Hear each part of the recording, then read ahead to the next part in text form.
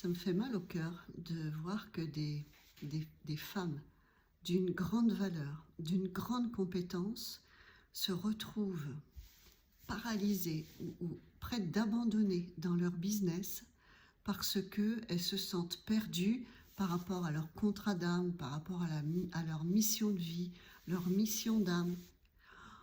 Oh, j'ai l'impression que ça ressemble à du terrorisme spirituel. Ça me fait un mal de chien parce que, alors, je me suis tellement longtemps posé la question, et puis c'est comme si à chaque fois ça remettait tout en cause, tout à zéro, et c'est épouvantable de vivre en permanence là-dedans. C'est contre-productif, ça fait mal, ça fait douter. Ah, mais ça rend dingue. Et finalement, avec le recul, depuis le jour où je me suis dit, allez, Barca, et si je tenais plus compte de ça, et si je faisais comme j'ai envie de le faire. Et maintenant, avec un peu de recul, je me dis que, ou en tout cas ce que je ressens de ça, c'est que on s'en fout finalement quelque part. Est-ce qu'on est prêt à lâcher? Est-ce que tu es prête à lâcher sur savoir absolument ce que c'est que ta mission d'âme, pour être sûre d'être dans ta mission d'âme, pour avoir une bonne vie, pour être une bonne humaine?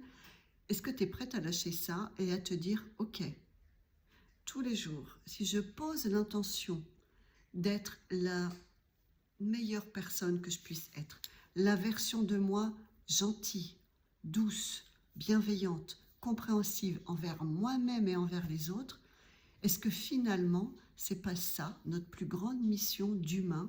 C'est tous les jours, malgré tous les enfers qu'on est en train de traverser à titre personnel et à titre collectif, est-ce que finalement, c'est pas notre mission de tous les jours trouver le courage, trouver la force de être et rester gentil, le cœur ouvert, et de faire de notre mieux à tous les jours avec toutes les personnes qu'on rencontre? Finalement, est-ce que c'est pas plus simple que ce qu'on a choisi de croire, ou ce qu'on a voulu nous faire croire, ou bref, tout un tas de trucs?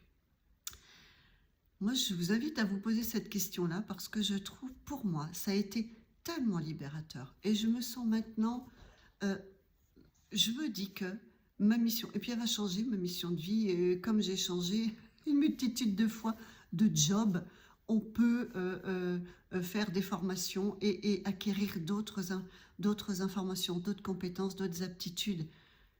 Je ne suis pas sûre que ce soit aussi figé que ça. Finalement, peut-être que notre mission d'être incarné dans cette planète, c'est justement de, malgré toutes les merdes qui peuvent nous tomber dessus, de rester gentil, rempli d'amour, bienveillant pour nous-mêmes et pour les autres. Dites-moi si ça fait sens pour vous.